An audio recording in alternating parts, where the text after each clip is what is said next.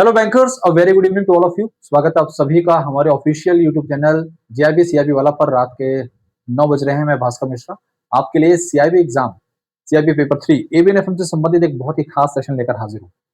ये क्लास आपके लिए इंपॉर्टेंट इसलिए है क्योंकि हम लगातार आपके लिए केस स्टडी ला रहे हैं और इस एमसीक्यू सीरीज और केस स्टडी सीरीज में आप जुड़कर अपने एग्जाम की प्रिपरेशन को बहुत ही अच्छे से कर सकते हैं।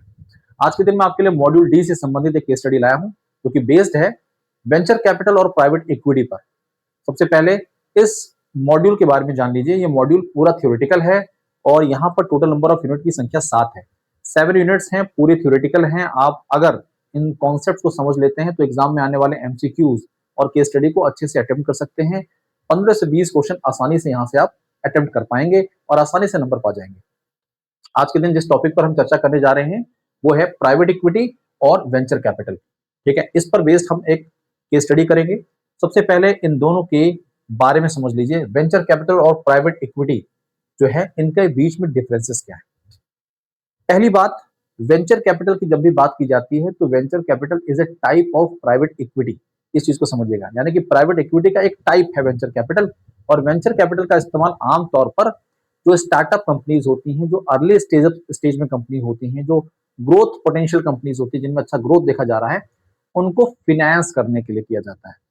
वीसी का काम केवल फिनेंस करना नहीं होता है, वो स्ट्रेटेजिकली कंपनी को आगे तक ले जाने में हेल्प करती हैं। वो उनको ऑफिस स्पेसेस के अलावा टेक्नोलॉजी सपोर्ट्स के अलावा साथ साथ में फिनेंशियल स्ट्रेटजीज कैसे तैयार करनी है, प्लानिंग में भी हेल्प करती हैं। यानी कि बैंक की तरह केवल फंड प्रोवाइड करना ये वीसी का काम नहीं है। वीसी किसी भी early stages companies, startup companies को फिनेंस के साथ साथ में कई दूसरे तरीके से हेल्प करते हैं। ठीक है, अब बात करते हैं प्राइवेट इक्विटी की।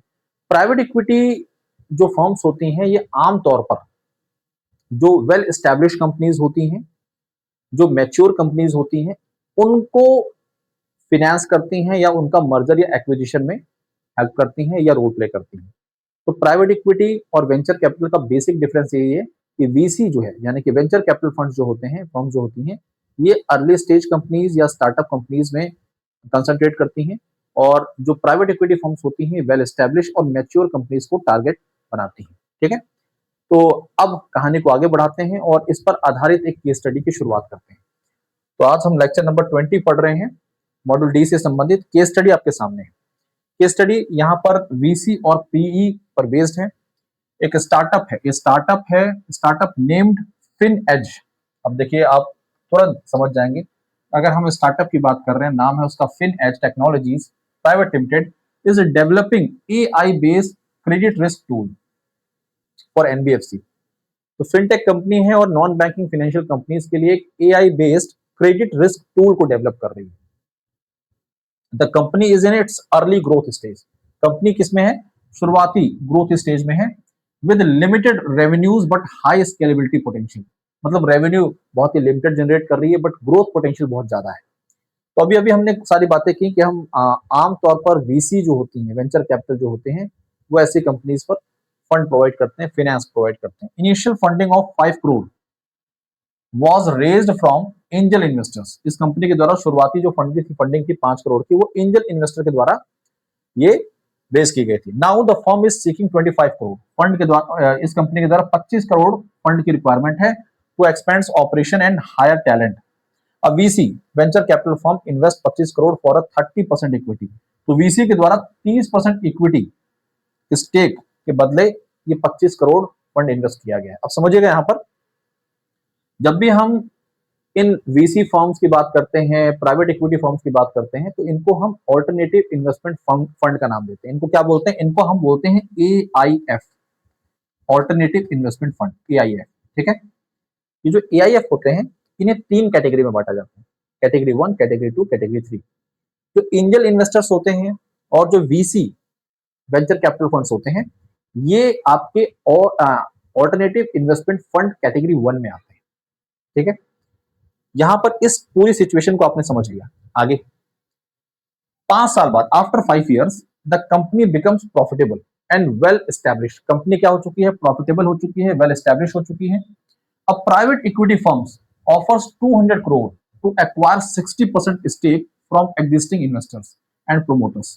तो जो एग्जिस्टिंग इन्वेस्टर्स एंड प्रोमोटर्स हैं, ये इनसे प्राइवेट इक्विटी फर्म है जो कि 200 करोड़ में 60% स्टेक एक्वायर करना चाहती है। The P firm plans operational restructuring and eventual IPO exit. ठीक है, तो ये पूरी केस स्टडी आपने पढ़ ली। यहाँ पर पीई का भी रोल आ गया है, यहाँ पर वीसी का भी रोल आपने समझ लिया, एंजल इन्वेस्टर के बारे में भी आपने जान लिया है। पहला सवाल आपके सामने है, the initial 25 crore investment by the VC firm is best classified as. जो वेंचर कैपिटल के द्वारा शुरुआती 25 करोड़ रुपए फंड प्रोवाइड किए गए हैं इस स्टार्टअप को, इस शुरुआती कंपनी को, इसे हम किस तरह से क्लासिफाई कर सकते हैं? ये बाई आउट फाइनेंसिंग थी, ये अर्ली स्टेज ग्रोथ कैपिटल थी, मेज़ानाइन फाइनेंस थी, या डिस्ट्रेस फाइनेंसिंग? तो पहली चीज तो ये ग्रोथ पोटेंशियल वाली कंपनी थी, अर्ली स्टेज में थी, तो डिस्ट्रेस तो हो ही नहीं सकती। ठीक है, मेज़ानाइन फाइनेंस जो है ये आगे के स्टेज में होता है, जब एक्सपेंशन के लिए रिक्वायरमेंट होती है, ज्यादा बड़े स्तर पर नए प्रोडक्ट लॉन्च करने की बात की जाती है। तो ये early stages is the correct answer. Early stage या ग्रोथ कैपिटल इसे बोला जाता है। नेक्स्ट क्वेश्चन आपके सामने है, सेकंड क्वेश्चन साथियों, the private equity firms acquisition of 60% stake is an example of. अब पी जो फर्म है ये इस कंपनी में 60% स्टेक एक्वायर करने की प्लान कर रही है, सोच रही है। ये एक तरह से एक सौदा रखा है इस कंपनी के सामने 200 करोड़ के बदले। इसे क्या बोलेंगे? Leverage buy out. Leverage buy out ये नहीं कहलाता है, एलबीओ नहीं है ये। ठीक है, लेवरेज बाय आउट आमतौर पर क्या होता है, किसी कंपनी में अपनी इक्विटी ना इन्वेस्ट करके मार्केट से बोरो करके उस कंपनी को एक्वायर करना, ये एलबीओ कहलाता है। इसे सीड फंडिंग नहीं बोलेंगे, सीड फंडिंग इनिशियल स्टेज पर होती है। वेंचर डेट, एंजल इन्वेस्टमेंट, देखिए एंजल इन्वेस्टमेंट तो है नहीं, वेंचर डेट भी नहीं है ये, सीड फंडिंग भी नहीं है। देखिए यहां पर पहली बात आपको ध्यान देने वाली बात है। ठीक है, बचा क्या? LBO, leverage buy out. तो private equity firms acquisition of 60% stake is an example of. ये किसका एग्जांपल है? सीड फंडिंग का तो है नहीं बिल्कुल भी एग्जांपल, वेंचर डेट नहीं है ये, एंजल इन्वेस्टमेंट भी नहीं है, ये एक प्रकार का एलबीओ होगा, लेवरेज बाय आउट। यानी कि जो भी प्राइवेट इक्विटी फर्म है क्या कर रही है, मार्केट से फंड ले रही है और इस कंपनी एक बड़ी हिस्सेदारी को परचेज कर रही है। ठीक है, तो बी इस सेकंड क्वेश्चन का ए आंसर होना चाहिए। तीसरा सवाल, which of the following is true regarding VC versus private equity? तो वेंचर कैपिटल और प्राइवेट इक्विटी फर्म के बीच के डिफरेंसेस से संबंधित सवाल आपके सामने। अब VC invest in mature company. देखिए वेंचर कैपिटल कभी भी मैच्योर कंपनीज में इन्वेस्टमेंट नहीं करते हैं, याद रखिएगा, ऑप्शन गलत हो गया। VC takes controlling stake, P takes minority stake, ऐसा बिल्कुल भी नहीं है। ठीक है, VC focus on high risk high return startups. तो देखिए वेंचर कैपिटल हमेशा ऐसे स्टार्टअप पर फोकस करते हैं जहां पर रिस्क तो ज्यादा होता ही है लेकिन रिटर्न भी अच्छा हो, यानी कि ग्रोथ पोटेंशियल अच्छा हो। प्राइवेट इक्विटी स्टेबल फर्म्स पर फोकस करते हैं, यानी कि सी ऑप्शन आपका एकदम परफेक्ट है, सी ऑप्शन यहां पर एकदम सही है। ठीक है, चौथा सवाल, द एग्जिट राउट। एग्जिट राउट एक तरह से क्या मतलब होता है, जब हम अपने रिटर्न को रियलाइज करना चाहते हैं। एग्जिट राउट का मतलब होता है कि जो भी प्राइवेट इक्विटी या वीसी है जिसके द्वारा इन्वेस्टमेंट किया गया है किसी स्टार्टअप में या किसी भी स्टेबल कंपनी में, वो अब जो भी प्रोसेस उसे करना था, जो भी रिस्ट्रक्चर करना था, जितना उसे सपोर्ट करना था, अब बारी आ गई है अपना मुनाफा लेकर निकलने की, एग्जिट करने की। Planned by the PE firm in the case is. अब प्राइवेट इक्विटी फर्म के द्वारा इस कंपनी के केस में किस प्रकार का एग्जिट राउट प्लान किया गया है? तो यहां पर हमने पढ़ा था कि ये आईपीओ लाने का सोच रही है। तो किस तरह से? इनिशियल पब्लिक ऑफरिंग के जरिए ये एग्जिट करने का प्लान कर रही है, आईपीओ के जरिए एग्जिट करने का प्लान कर रही है। ये एग्जिट राउट का एक एग्जांपल होता है। पांचवा सवाल, which stage of financing is most risky. देखिए पूछा जा रहा है कि फाइनेंस का वो कौन सा स्टेज होता है जो सबसे ज्यादा रिस्की माना जाता है। तो आमतौर पर जब भी हम बात करते हैं तो देखिए प्राइवेट इक्विटी फर्म्स क्या करती हैं, स्टेबल और वेल एस्टैब्लिश्ड कंपनीज में इन्वेस्टमेंट करती हैं या फिर मर्जर एक्विजिशन करती हैं। लेकिन जब हम चर्चा करते हैं किसकी, जब हम बात करते हैं वेंचर कैपिटल, तो वेंचर कैपिटल के द्वारा जो इनिशियल फंडिंग की जाती है वो रिस्की मानी जाती है, क्योंकि बहुत सारे स्टार्टअप्स होते हैं और कुछ ही स्टार्टअप आगे प्रॉफिटेबल बनते हैं।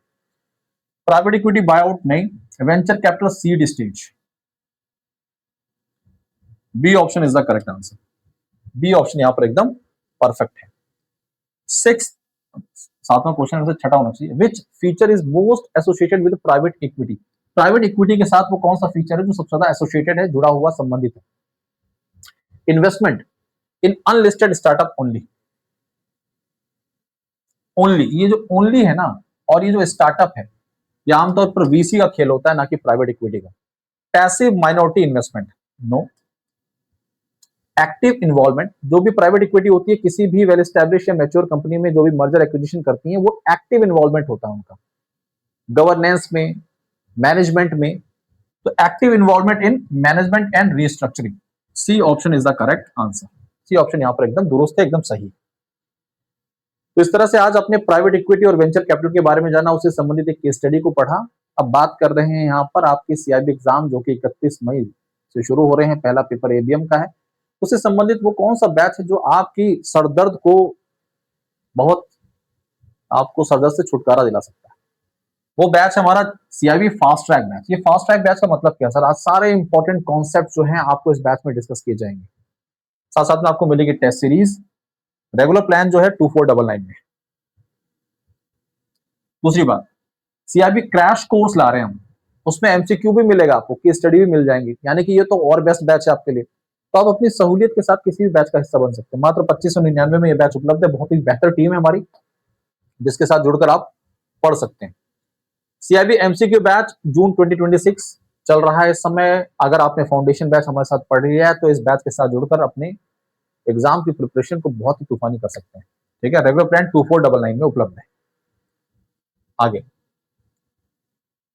सीआईबी महापैक। ये जो सीआईबी महापैक है ना, इसे हम वन स्टॉप सॉल्यूशन बोलते हैं। क्यों बोलते हैं one stop solution? One stop solution बोलने के पीछे मकसद ये है क्योंकि इसमें आपको 4 मेन पेपर मिल जाते हैं, आपको इलेक्टिव पेपर मिल जाता है, तो ये तो आपको मिल ही जाता है। साथ साथ में आपको 20 प्लस बैचेस मिल जाते हैं, 20 प्लस बैचेस, जिसमें foundation, foundation 2.0, foundation plus MCQ, MCQ plus case study, crash course, fast track batch, सब बैचेस का। और साथ ही साथ में इसमें आपको फुल लेंथ मॉक टेस्ट मिल जाएंगे, क्विजेस मिल जाएंगे, टेस्ट सीरीज मिल जाएगी। You will get everything in this batch. एक बार जुड़ने के बाद आपको कोई बैच खरीदने की जरूरत नहीं है, इसलिए हम इसे क्या बोलते हैं? वन स्टॉप सॉल्यूशन का नाम देते हैं। ठीक है साथियों, ये मेरा टेलीग्राम चैनल है जय_कैप बाय भास्कर सर, इसके साथ जुड़ जाइएगा। कोई दिक्कत, कोई परेशानी, बेफिक्र होकर अपनी बात को रखिए। आज के लिए, अभी के लिए इस सेशन को मैं यहीं पर एंड कर रहा हूं। कल के दिन मिलेंगे एक नए केस स्टडी के साथ। तब तक के लिए बाय, टेक केयर। पढ़ते रहिए, आगे बढ़ते रहिए और इन सेशंस को जरूर देखिए और लगातार प्रैक्टिस करते रहिए। ठीक है, थैंक यू।